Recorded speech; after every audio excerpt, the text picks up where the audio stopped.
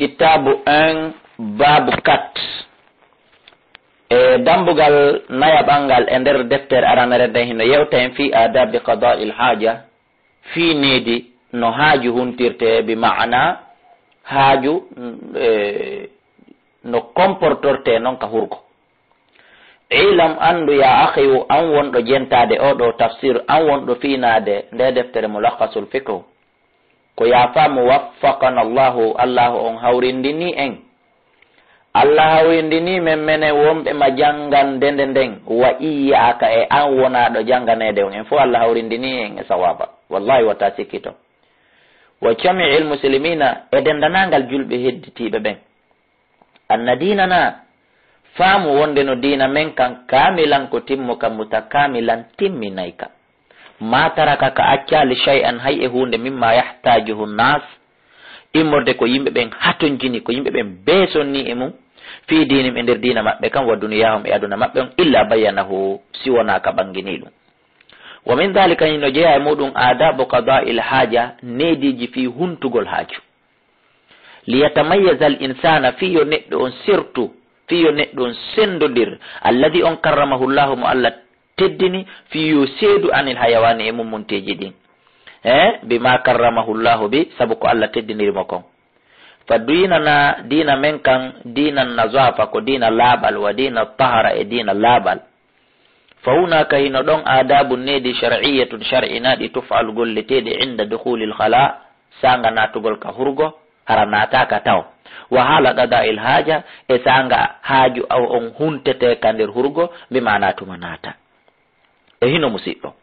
fa ida arada al muslim si julɗon falama dukhul al khala natugol ka hurgo wa huwa al muhill ma'ad li qada'il haja wa huwa ɗum al mahallu ko nokkure al ma'adu al mu'iddu hebilande ko woni hurgo wa huwa ɗum al mahallu ko nokkure al mu'iddu hebilande li qada'il haja fi huntugol haaju fa innahu no kanko yustahabbu lahu ino yiɗanamo adi o natude an yaqula nde wiyata bismillahi a'udhu billahi min alkhubuthi wal khaba'ith o cheikhu joɗo ko ni o addiri si lutodiri e riwaya mo hunjiɗa o wona fus haray jogo mo hunjiɗa o wa yuqaddimu on tigi ardina rijlahu lyusra koyngal makko nanangal haala dukhuli kasanga natugol wa inda alkhuruji kasanga yaltugol kañum yuqaddimu ɗon kadi o adora rijlihi lyumna ɗon ko koyngal makko ñamangal ka natugol o ado nadude nanangal ka yaltugol o ado yaltinde ñamangal wa yaqulu o wiya ɓawo o yalti o gayni few ghufranaka yafiye wonanima alhamdulillahi alladi adhaba anni al ada wa afani mi yetti Allah ittuɗo o soɓe an o yaafila wa dhalika ɗum ɗo ko waɗi si on tigi ko ni natirta o yaltira liyannal yumna sabu no koyngal ñamalngal ma ɗum no sengo ñamongo e ɓandu ɗum tustamalu ko gollitirte ɗum fima min sha'anihi takrim immorde e nder konkoni e nder fiyake muɗum teddungal watta jumil e labingol mi mana ñamongon koko adorte kala hunde teddungal ko woni mum kala hunde labande ko woni mum kala hunde ngari ko woni mum ko ɗon ko ñamongon adorte wala yusrananal ngal kadi tustamalu ko gollitirtengal fima e nder kala hunde min sha'anihi koni fiyake mum izalatul ada ko ittugol lorra ittugol tundi wanawe ko nandita e mum wano saƴƴagol wano ñittagol wano sokkutugol noppi ɗin wano sokkutugol kine ɗen wano sokkutugol gite ɗen e ko nanditata e ɗum ɗo fof ko nanogo woni ko ardinte wa ida arada so falama an yaqdi nde huntata haaja taw haaja makko on fi qada'i fi fada'i ka burure so tawi ka burure ayi fi gayri mahillin tawata wona e nokkure mu'iddun hebilande li qada'il haajati fi huntugol haaju on mi mana so on tigi falama huntude haaju on ka burure tawana e nder hurgu hebilango waɗa spécial fi mum haray ko honno o warrata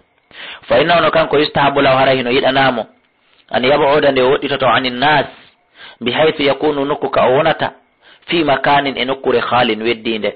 wa yastatiru o suuɗito o wirnito anil anzari ga e gite yimɓe ɓen o wirnitora bi ha'itin maadi aw shajaratin ma leggal aw gayri dhalika ma ko hina ɗum wano pitahum wano hayre wano waande e ko nandita tawi ɗum si tawi woni kaka burure si tawi woni kaka fulawa wa yahrumu hino harmi e nder ko huntata haaju kon an yastaqbila al qiblata nde o fewtata ka qibla aw yastadbiraha ma nde o huccata ka qibla haala qada il haaja e nder leer mo woni on huntude haaju on ɗon kadi ko teddungal men enen ɓe Allah newnani yo darnu galleli kala darnowo galle so darni hurgo ngo yo organise moƴƴingol joɗɗingol po on ka nder hurgo no joɗorteno o organisa tawa mo naati nder ton no o fewtata funnange o fewtata hirnange balsi ko ndiyan harifu o woñoto an ha e gaye qibla o li anna nabiyya sallallahu alaihi wasallam sabmako nelaɗo sabu no nelaɗo nahaɓe haɗi an istiqbali alqiblati e fewtugol qibla wastidbariha e huccugol mo haala qada il hajati e nder sa'i huntugol haaju o wa alayhi no fayimo an yahtariza min rashasil bawl bimana nde woɗɗitoto immorde e wiccagol bawle ɗen nde o rentoto an yahtariza nde an yataharraza afwan an yataharraza nde o rentoto nde o renoto min rashasil bawli immorde e wiccagol bawle ɗen an yusiba badanahu fi wota ɗum heɓu ɓandu makko ndun aw sawbi ma conci makko ɗin mo jooɗike bawli e nokkure yorunde tawata bawle ɗen cuutitoto haray ɗum ɗon labaka yantay ka koyɗe makko yanta ka conci makko fa yurtad li bawlihi makanan rahwan bi mana fa yartad ko yo yulu li bawlihi bawle makko ɗen aw ko yo fero bawle makko ɗen makanan e nokkure rahwan bi mana woɗɗitinemo awale go yoosayde hatta la yatatayar ha hara wirata alayhi ara e makko shay'un hay hunde minhu imorde bawle ɗen wala yajuzu lahu daganta ko man yamassa farja hunde o memirta farju makko bi yamini jungo makko nyamongo nabetake ka farju wa kadhalika ko non la yajuzu lahu daganta ko man yaqdi nde huntata hajata haaju makko fi tariqin nas ka lawol yimɓe ɓen kayimɓe ɓe rewata ɗon aw fi zullihim ma ka ɗowɗe maɓɓe bi mana ka leyɗowdi aw mawarida miyahihim ma ka ogirde ndiyam maɓɓe ɗan yawgol ka ɓundu ma ka binde ko lorru ma ka caangol ɗiɗo fof muɗum on tigi renoto o yata o hunta haaju e ɗiɗo fi honɗum linaha innabi sabu haɗore annabaji alah sallah sallam ala dalika fi ɗum lima fi sabu noon ko woni kon e mum min al idrar immorde e lorrugol binnasimɓe ɓen wa adiyatihim e lorrugol ɓe wala yadkhulu on tigi natata kadi on tigi naatidata mawdi alkhala'i e nokkure ka on tigi weddoto hunta haaju on foti ko hurgo moƴƴinago spécial foti kaka burure on tigi yadata ka huntata haaju ɗon bi shay'in e hunde fihi tawata hino e nder mayde zikrullah inde Allah ɗum noon teddunga azza wa jalla Allah tedduɗo to ɗon aw fihi ma nden nde woni muɗum qur'anum alqur'an fa in khafa so tawi on e huli ala ma ma'ahu e dow konko wonde e makko mimma fihi konko woni nder muɗum zikrullah jantagol inde Allah jasa law hino daganomo addukhulu bihi natudugol e mum bi mana fa in khafa ala ma ma'ahu si o huli e dow konko wondi e makko mimma fihi konko woni mo zikrullah indal bi mana so huli fi kumpi hunkun inde Allah nde woni e muɗum so huli so acci ka yasi mana fi wata goɗɗum waɗu hara jazala no daga noma addukhulu bihi natudugol e muɗum kono noon ko honno o warata wa yugattihi ko yo suumu ha haray bindol yiyotako so tawi woni joni masalan aganda ma on inde Allah no windi ton ma ɗum goɗɗum ngo inde Allah nden no windi ton a huli sa acci ka yasita taw mummunteji ɗin ƴetti so tawi kaka burure ma so tawi ko ga fiwota yimɓe ɓen mbimana wi'en yette baɓɓen fiwota ɓe hawru e mum haray ella ala oɗo cheikhujo winduɗo deftere nden on mbimana Salihu bun Fawzan al Fawzan haray kanko himo dagini yon tigi suumu mende ɗo natidaymo wala yanbaghi law hananamo an yatakallama nde o wowlata tes haala ɗaɗa el hajati e nder leer mo huntata haaju on faqad warada gomɗi juli fil hadisi anna Allah no Allah yamɓutu himo monano ala dalika e dow ɗum mo tikka ɗum moƴƴa wa yahrumu alayhi no harmi e makko qira'atul qur'ani janngugol qur'an himo huntude haaju hino harmi wona wigol hananamo ko hino harmi fa ida faraga so gayni min qada al hajati huntugol haaju on fa inno kanko yanzifu o laɓɓina al makhriji yaltirɗe ɗen bimana ka bawle ɗen yaltirta ɗon e ka soɓen yaltirta ɗon yunazzifu o laɓɓina al makhraja yaltirɗe ɗen bil istinja sabu laɓɓintinorgol sabu taññorgol bil ma e ndiyam awil istijmar maɗulle ko wiyete ko leɗɗe awil istijmar maɗulle o laɓɓintinora awalegoy o taññora bil ahjari kaaje ko goo o taññori ndiyam goo ɗiɗi o taññori kaaje aw ma yaqumu maqamahuma ma konko lontoto ɗiɗo ɗiɗi wano kaydi wano haako wano leɗɗe wen jama baynoma so hawtidiri ɗi kanji ɗiɗi fa huwa afdal. aha ko ɗum ɓuri moƴƴude laɓɓintinora kaaƴe ɗen ma haako kon ma kaydi ndin ha gayna yilto laɓɓintinora ndiyan ɗan ko nde laɓɓintinande ɗo ɓura yiɗede ko nde ɗo ɓuri teddude. wayneke tasara so raɓɓinɗinori kadi ala ahadima e gotel e mum kadi kafano yona mo yehi ka hurgo laɓɓintinori kaaƴe ma haako waɗali ndiyam fitti ha laaɓi pos no selli ka o ara o salligo o juula julde makko no selli. mo yehi kadi ka hurgo laɓɓintinori ndiyam ɗan tum wattali kaydi ma ɗum haako ma ɗum leɗɗe o waɗi o salliki ke hino selli. kono noon yaadugol e goɗɗum taw fittira ɗum ɗon ha laaɓa pos yilto noon laɓɓintinora ndiyan ara salligo huwa afdal. haray ko ɗum ɗon ɓuri moƴƴude yo allah o newina en ɗum o wotina en ɗum. wal istijmaru taññagolngol yakunu ko yo wonu bil ahjari wal istijmar taññagolngol yakunu hino wona bil ahjari kaaƴe aw ma yaqumu maqamahuma ma kon ko wonata remplaçant kaaƴe min al waraqi immorde e kaydi min waraqi el khashini mi mana immorde e kaydiji waɗaɗi spécial fi muɗum ko ɗum ko fanda khashini on. wal kharaq ko ɗum woni e keekoye kuntoyi tiiji wona hawiya e ko nanditata e ɗum mimma yanfi konko andanɗa tun hoorema waway fittude waway riwde almakhraja ko yalti kon mi mana soɓe on wa yanshifuhu waway fittude ɗum ha laaɓa. wastaratu hino sartina e nder taññagol ngol waɗugol salasa masahatin waɗugol fittanɗe tati man qiyatan laɓɓinayɗe fa aksara ma ko ɓuri ɗum mi mana waɗa joyi ma waɗa jeɗɗi ida arada ziyadata so falama ɓeydugol. wala yajuzu haray noon faame dagotako alistijmari taññorgol bil izami ƴiyal waraji i dawabi e jañe daabeji ɗin wano jañe nagge ma jañe mbabba ma jañe dammil sellataka goɗɗo ƴetta ɗum ɗo ma ɗum ƴiyal laɓɓintino ay rawso ha jañe mum ɗen raws e raji'i ko gotum li anna nabiya sabu annabaji alah sallah sallam naha an dhalika ɓe haɗi ɗum. wa alayhi no fayimo kanko neɗɗo julɗo natuɗo huntugol ha jon an yazila nde o ittata athara al khariji batte ko yalti kon e makko few soɓe on o itta o gayna o itta kadi batte soɓe on halaɓa pas tawata hunde ukkotako hunde lammata hunde luɓata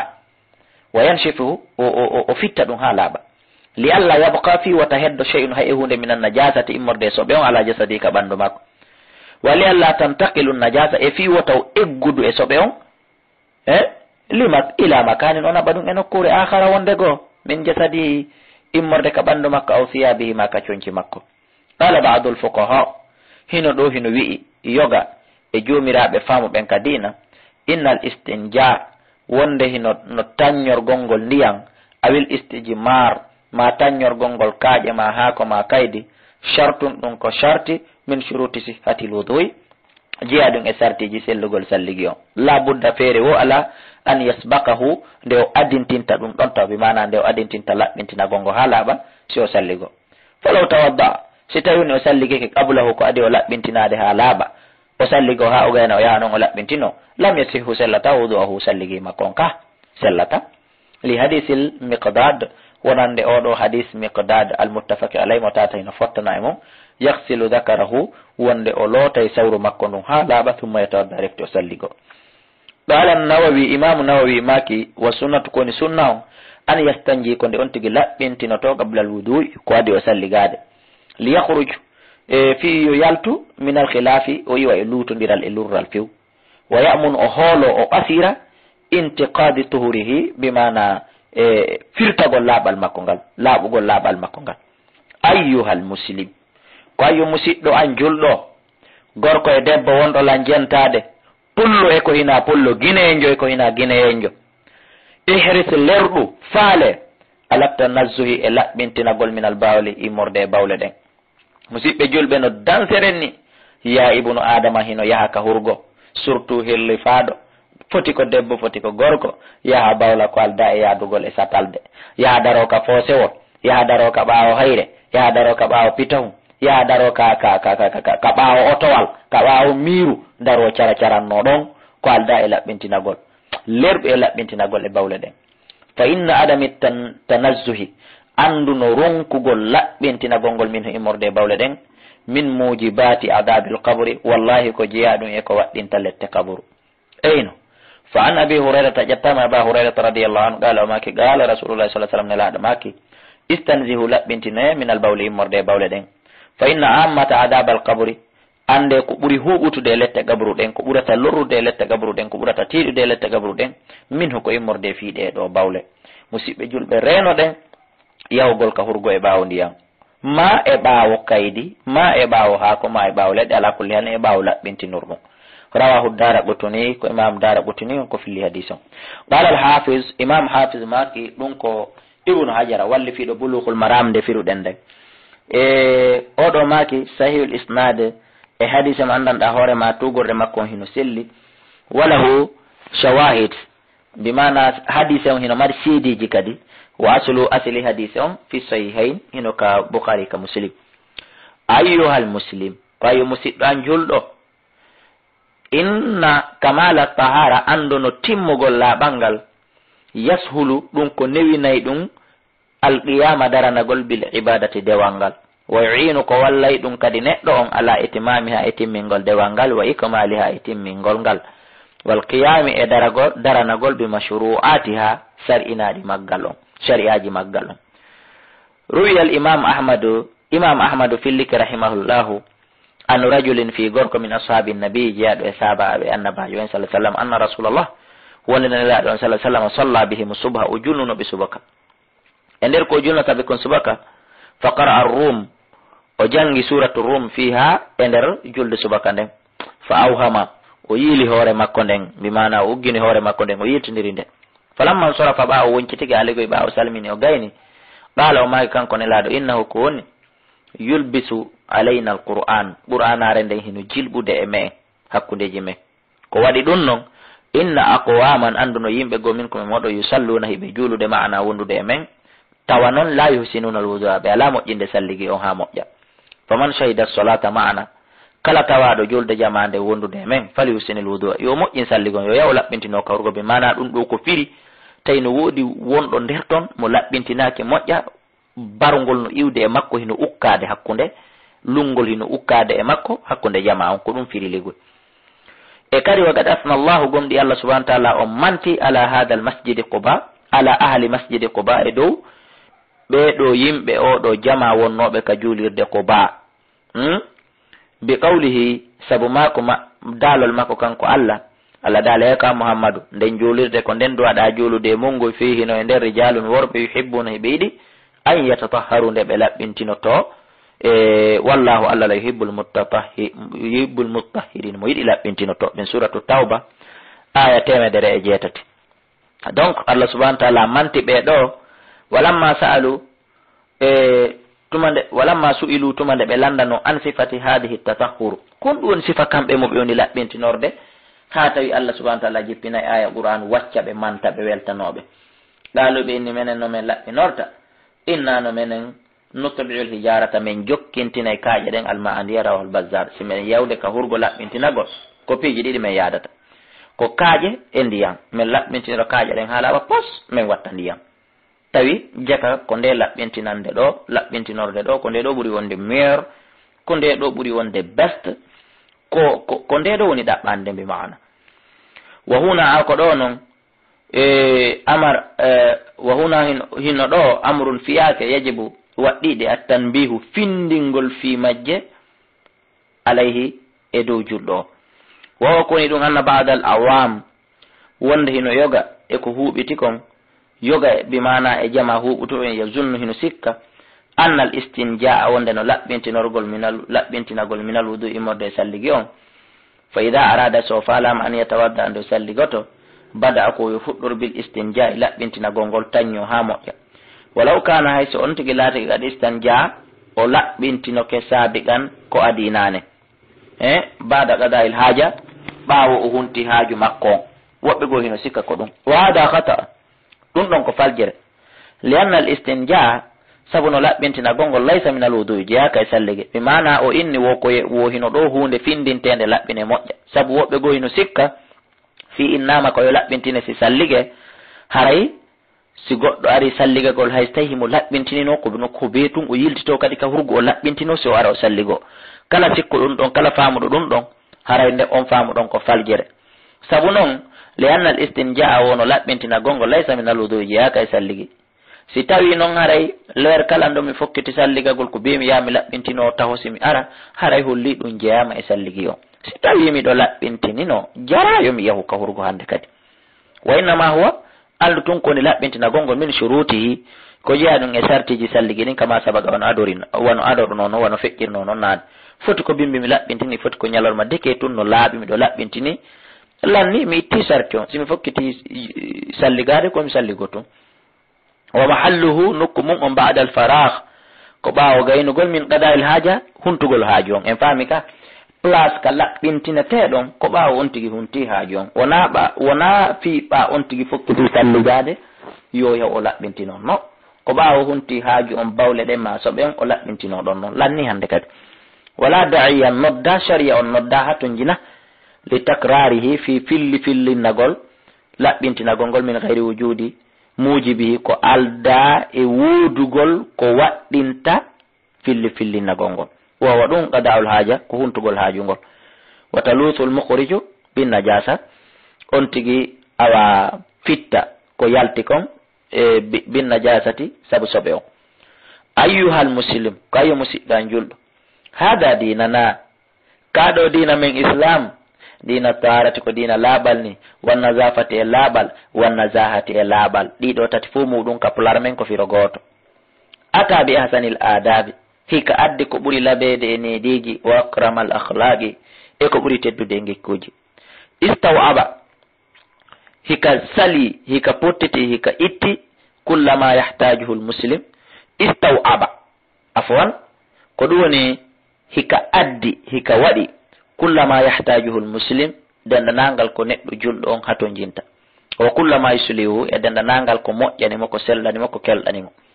walam yaghfal kanka dina kan ka welsindaki shay'an hay e hunde fihi ko woni e muɗum maslahatun lana maslaha men on modi falillahi alhamdu wal minna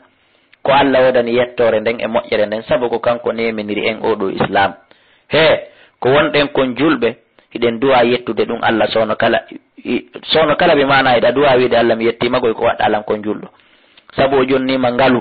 molanangu o jonnima valeur molanaɗo o jonnima garan yagal janal wa nas'aluhu hiɗen toromo kanko Allah subhanahu wa ta'ala asibata tabutugol ala hada dine e dow kaɗo dina watta bassuru e muññitorgol fi ahkamihi e